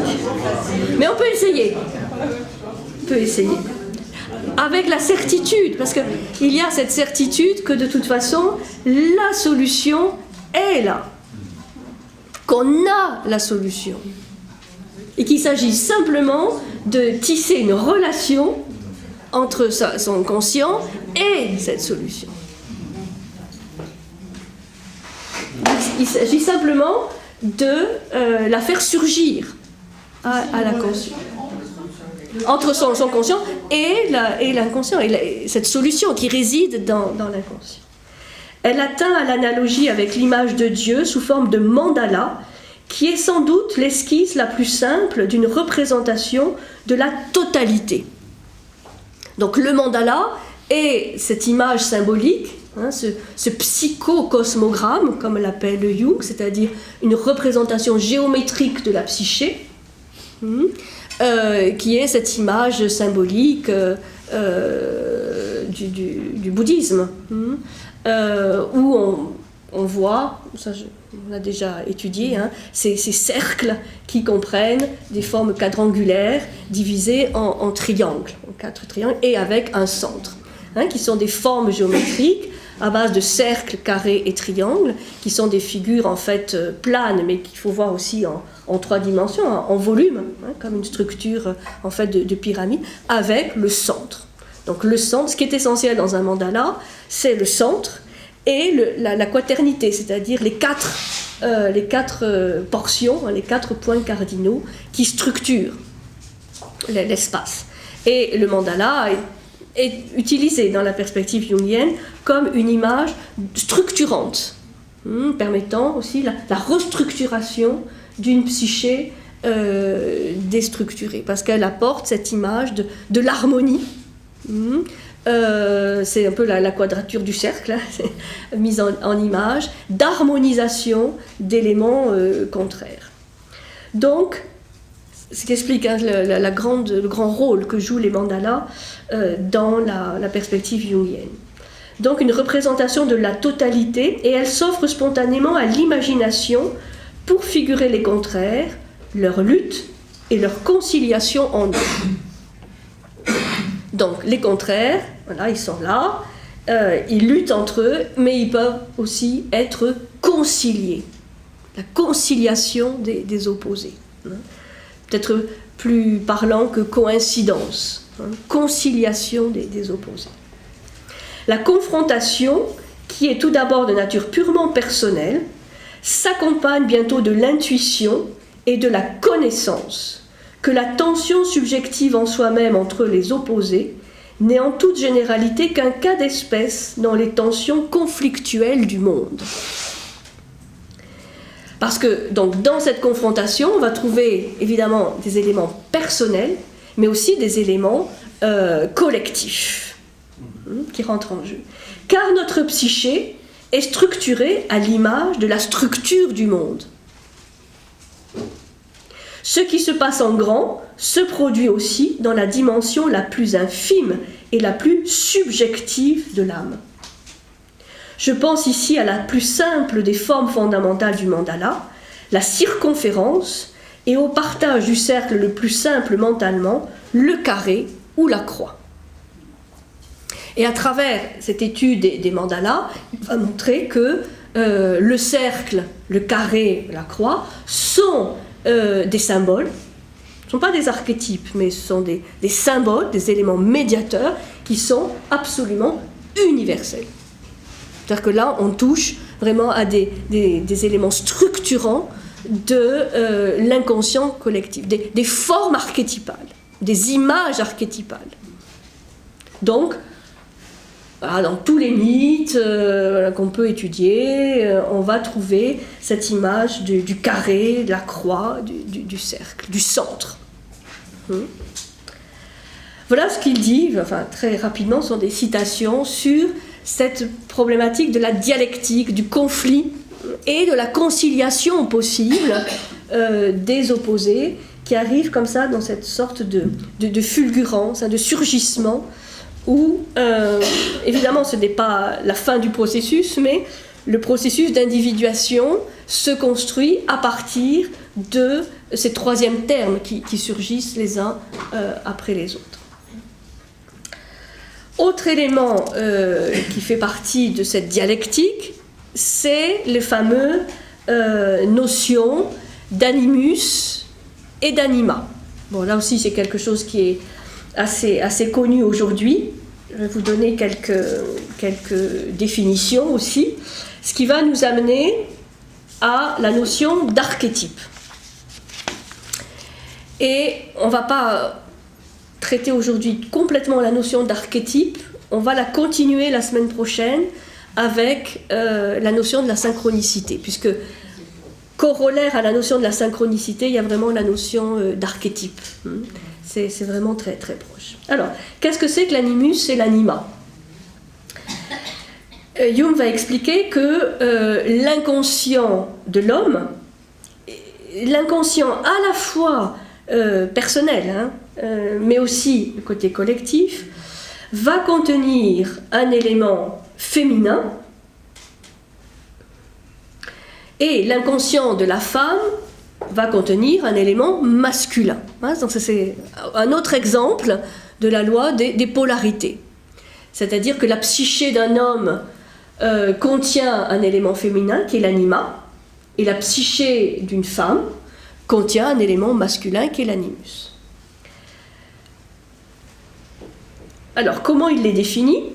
Animus et anima, c'est la personnification de la nature féminine de l'inconscient de l'homme. Ça, c'est l'anima.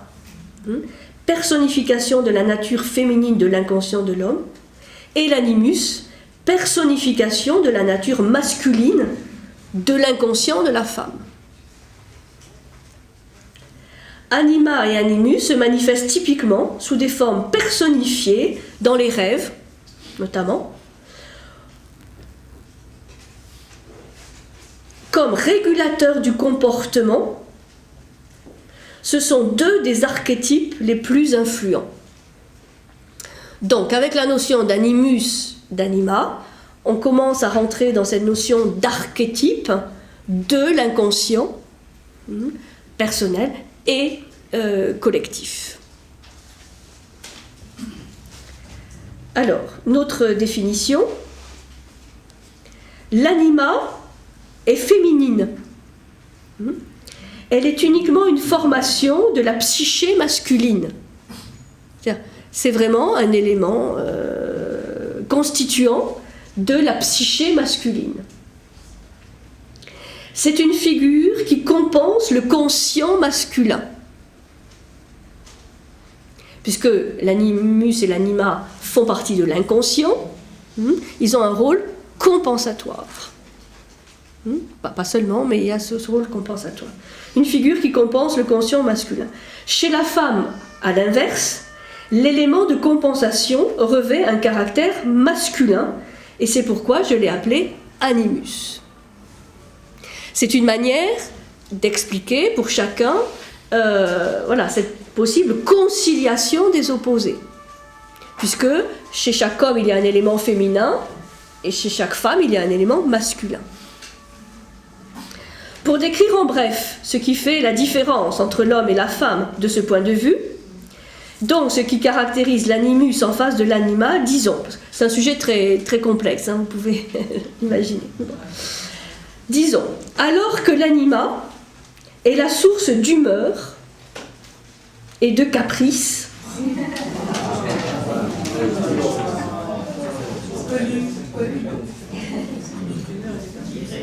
l'animus, lui, est la source d'opinion. Et de même que les sautes d'humeur de l'homme procèdent d'arrière-plans obscurs, les opinions acerbes et magistrales de la femme reposent tout autant sur des préjugés inconscients et des a priori. Donc, vous voyez, là, il y en a pour tout le monde. Donc, ce n'est pas la peine de s'offusquer en disant « Oh là là, encore une fois », non. De toute façon, ce sont... Alors, on approfondira la notion d'archétype, parce que c'est vraiment très profond et complexe, mais il renvoie à cet archétype qui transcende, qui est l'archétype de l'unité, ou l'archétype du soi. C'est-à-dire qu'il n'y a pas de processus d'individuation sans, encore une fois, un dialogue avec cet archétype. C'est-à-dire, pour la femme, un dialogue avec son animus, et pour l'homme, un dialogue créatif avec son anima. Aujourd'hui, on en est, même si, depuis l'époque où écrit Jung, on a fait de nouvelles découvertes en matière de psychologie,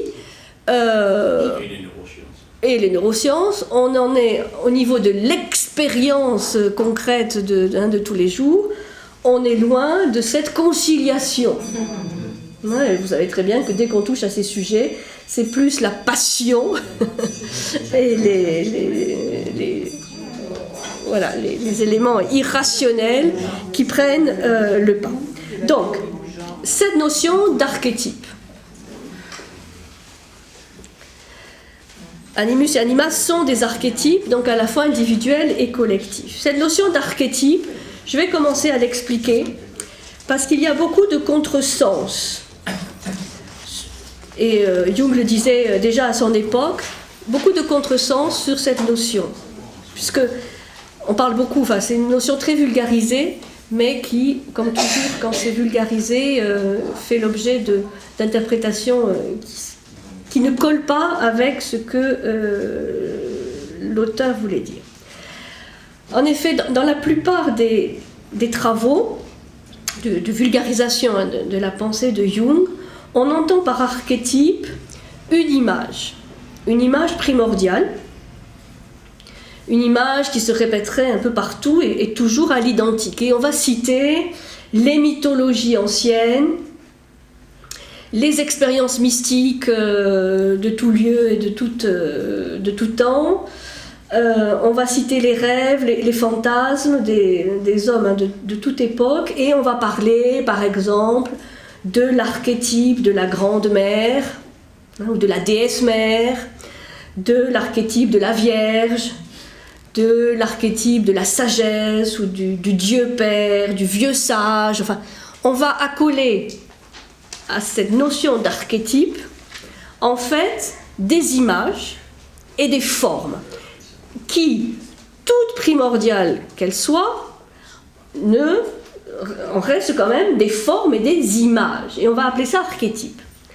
Et là, Jung, déjà de son vivant, va s'inscrire en faux contre cette notion. Puisqu'il va dire, dans ce cas, l'archétype serait lié aux origines du monde, aux origines de l'humanité, donc avec ces images primordiales.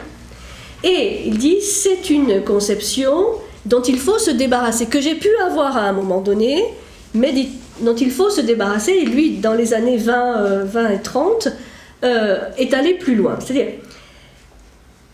suite à un certain nombre d'expériences, il va faire de l'archétype une notion vraiment principielle. Je m'explique. Bien sûr, dans archétype, il y a le mot arché. Mais vous savez qu'arché, ça veut dire plusieurs choses. Ça veut dire, arché, ça veut dire primitif, premier, dans l'histoire, c'est-à-dire de manière chronologique, comme on parle d'archéologie. Et donc, dans ce cas-là, effectivement, on peut parler d'archétypes comme des images primordiales, des images de la déesse mère, du Dieu Père, du sage, etc.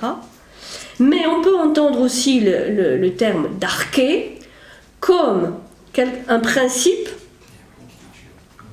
un fondement logique de l'imagination, c'est-à-dire comme un constituant structurel, principiel, mais pas, et primordial, mais pas dans le sens de premier dans le temps, mais premier dans l'essence, un fondement, une structure, enfin, voilà, de la logique, un fondement logique de l'imagination. Et c'est le même mot, archétype, mais qui ne veut pas dire la même chose, parce que, en fait, il va définir, et peut-être de manière un peu plus compliquée, c'est vrai, l'archétype que la simple image primordiale, mais il va l'expliquer, et là c'est presque kantien comme définition. Il va le définir, l'archétype, comme une forme a priori. Il emploie l'expression a priori, qui est une expression de Kant, qui est donnée de manière transcendante, on va dire sans liaison avec une expérience concrète, qui est l'expression a posteriori. Donc, ça me semble très important pour bien comprendre l'archétype dans sa définition jungienne. Ce n'est pas une manifestation a posteriori, un archétype. C'est une forme a priori, donc qui est donnée. Alors après, c'est vrai que c'est délicat les choses a priori, parce qu'il n'y a pas de preuve concrète. On va dire, voilà, ça existe. Mais comme un élément structurant de la possibilité de connaissance. C'est là où on voit tout le côté, moi je dirais, latent, ou en sommeil, potentiel, qui réside dans l'inconscient. Et les archétypes excluent, la notion d'archétype exclut en fait tout contenu particulier, toute image ou tout symbole. Là, on est au-delà avec l'archétype. On est dans une forme a priori de connaissance qui va donner naissance, qui va s'exprimer à travers des images qu'on appelle les images archétypiques ou archétypales, mais qui sont des formes archétypales et non pas des archétypes. La notion d'archétype, elle est transcendante, si vous voulez. Elle est au-delà de toute compréhension, de toute rationalisation, et pourtant, c'est cet archétype qui est là, qui va permettre l'expression dans des formes et des images archétypales. C'est un degré de plus qu'on rajoute à partir des images ou des symboles ou des formes archétypales. C'est comme, alors ça c'est une expression un peu à moi pour faire comprendre, c'est comme une matrice, c'est l'archétype. C'est l'océan, encore une fois, une mer, une matrice, d'où peuvent venir les connaissances ou les images, mais pas les connaissances ou les images elles-mêmes. Bon, ça peut sembler un peu spécieux, cette distinction, mais ça me semble très important pour ne pas, c'est toujours le risque, devenir prisonnier de certaines images qui sont des images archétypales, et Jung va les décrire, bien entendu, mais pour montrer que la puissance de l'archétype est encore bien supérieure, bien au-delà de ces formes archétypales qui ont vu le jour tout au long de l'histoire de l'humanité. C'est-à-dire que les formes sont encore à découvrir, à devenir. Et dans le processus d'individuation, même si on va parler des formes archétypales, du sage, de la sagesse, du père, la mère, enfin, toutes ces images archétypales de l'enfant, etc., ce ne sont que des formes à un moment donné de l'archétype, mais que l'archétype est fort de plein d'autres choses, plein d'autres formes qui sont peut-être encore des formes à venir. Et c'est là où on va toucher du doigt la notion de synchronicité, puisque avec la notion de synchronicité, on est dans le passé, dans le présent, mais aussi beaucoup dans le futur.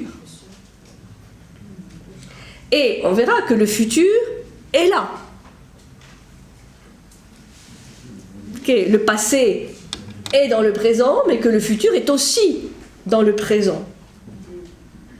C'est-à-dire qu'on peut être en relation avec des éléments du futur. Et c'est pas de la science-fiction, c'est pas retour vers le futur avec l'héros. Mais ils ont quand même, comme beaucoup d'éléments de science-fiction, touché du doigt quelque chose d'extrêmement profond. Et c'est ça qui est très déroutant dans la vision de la synchronicité, de la vision quantique, qui est qu'il n'y a pas ce continuum auquel on est très habitué de passé, présent, futur. C'est-à-dire que voilà, le futur est déjà là et il est déjà à notre portée.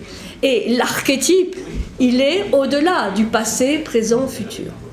Tout ça pour ne pas être prisonnier de certaines formes archétypales qui sont importantes certes, mais qui ne sont pas exhaustives de toutes les formes archétypales que l'on peut trouver dans l'inconscient. C'est-à-dire que voilà, il nous reste beaucoup de choses à découvrir. Ce n'est pas fermé. Vous voyez, ça c'est, me semble-t-il, un des mérites.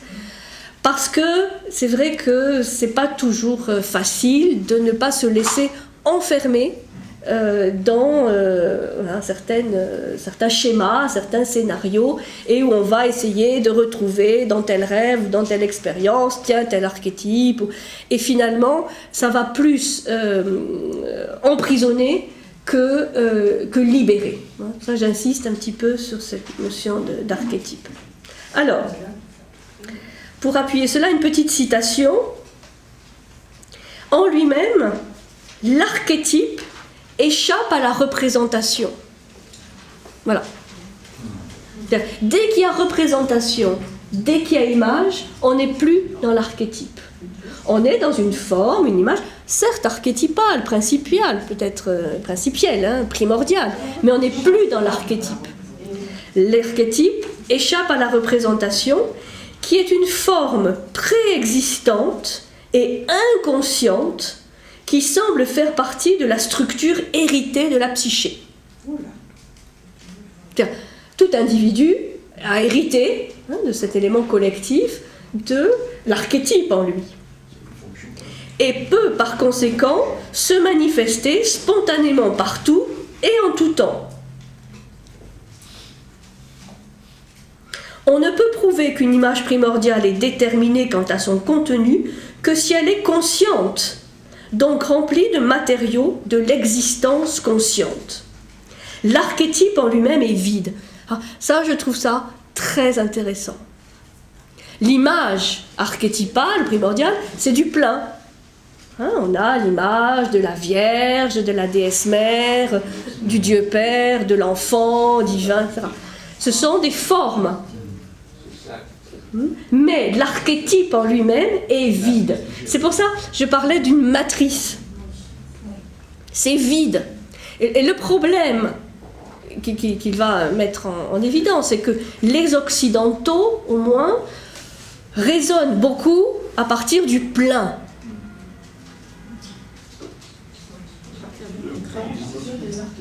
C'est le principe de la vacuité du bouddhisme. Et oui, mais c'est pour ça que c'est très intéressant ce lien avec l'Orient, parce que l'Orient, lui, est resté beaucoup plus fidèle à la notion de vide, et qu'il n'y a de plein que s'il y a du vide.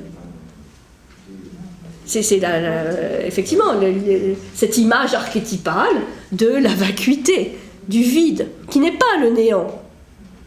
Parce que nous, on l'a interprété, alors si c'est vide, c'est le néant, il n'y a rien. Faux. Le vide est plein, la vacuité est pleine, mais de potentiel, d'éléments latents, et l'un surtout ne peut s'expliquer que par l'autre.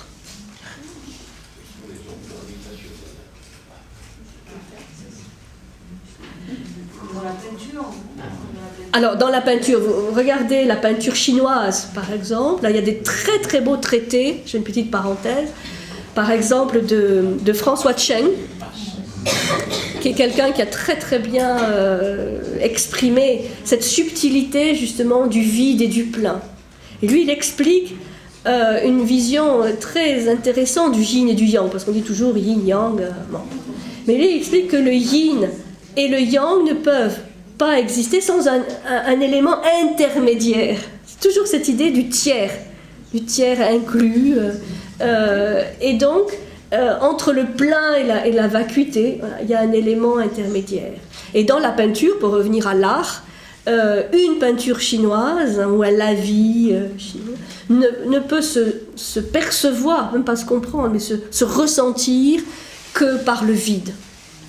Il y a beaucoup de vide dans une peinture chinoise. Il y a plus de vide que de plein. Qu'est-ce qu'on appelle un vide en peinture? Le vide, le rien. Simplement, peut-être un fond beige ou incolore. Voilà. Et les personnages sont tout petits. Et la nature, évidemment, il y a des cascades, des montagnes, etc. Mais ne prennent leur réalité que par rapport au vide. Que par rapport au vide. Et vous voyez par exemple parfois des peintures où il y a des lacs, où il y a donc simplement un lac qui est neutre, où il n'y a presque pas de peinture, et un toute petite barque, et un tout petit homme, voilà.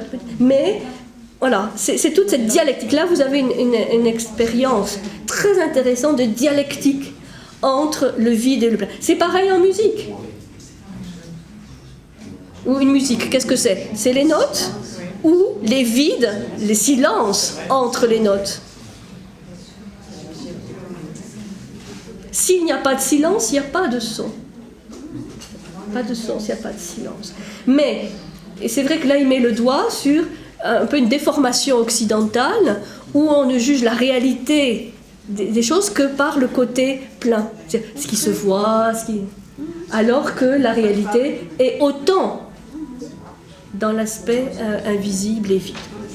Je termine simplement avec la fin de la citation.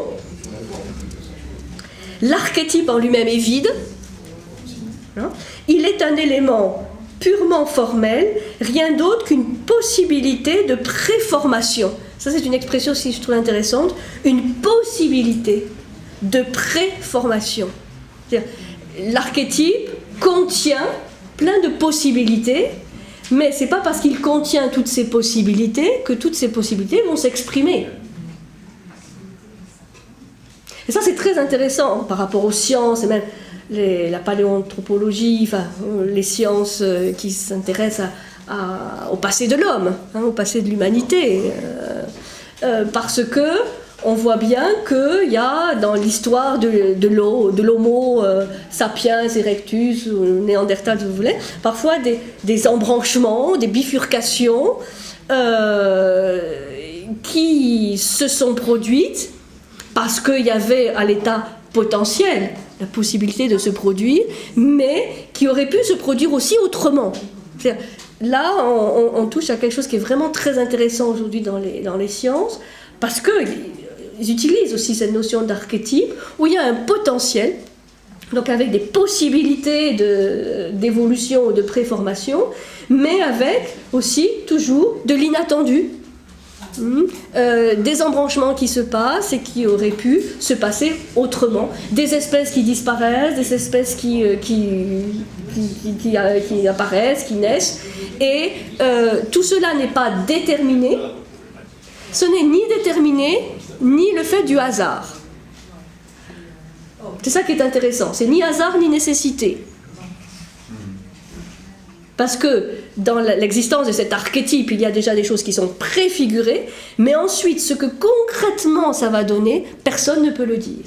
Parce qu'il y a des imprévus, il y a de l'aléatoire, il y a de l'incertitude, il y a des discontinuités, et il y a d'autres types de causalité que la causalité linéaire A entraîne B.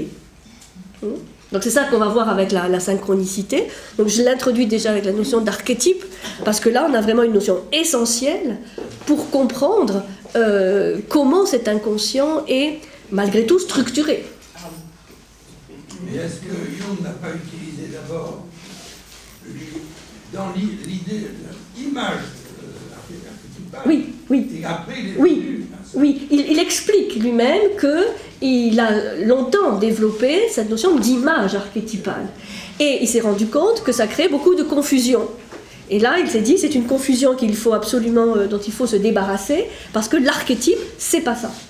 Mais effectivement, ça lui est venu, pas tout de suite, mais... On peut comparer le mot idée et le mot archétype. Alors, chez Platon, oui, il y a la notion d'idée.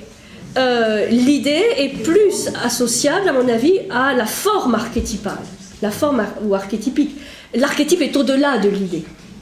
C'est pour ça que, Platon disait qu'il y avait les idées du vrai, du beau et du bon, du beau, du bon et du juste, et puis il y a l'idée du bien, qui là peut-être est la plus proche de la notion d'archétype, le bien.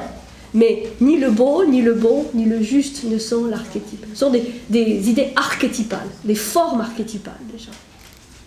On utilisait la maïeutique pour arriver à... Mais de toute façon, oui, parce que c'est la dialectique, c'est le dialogue qui permet justement ce processus d'intégration des éléments. Oui, c'est la même notion que la matrice. Il me semble probable que la véritable essence de l'archétype ne peut devenir consciente. Vous voyez, la véritable essence de l'archétype ne peut devenir consciente, elle est transcendante. On ne doit point un instant s'abandonner à l'illusion que l'on parviendra finalement à expliquer un archétype. Voilà, donc inutile de vouloir comprendre, expliquer rationnellement un archétype, il est au-delà, mais c'est pas parce qu'on ne peut pas le comprendre ou l'expliquer qu'il n'existe pas. Il est, voilà.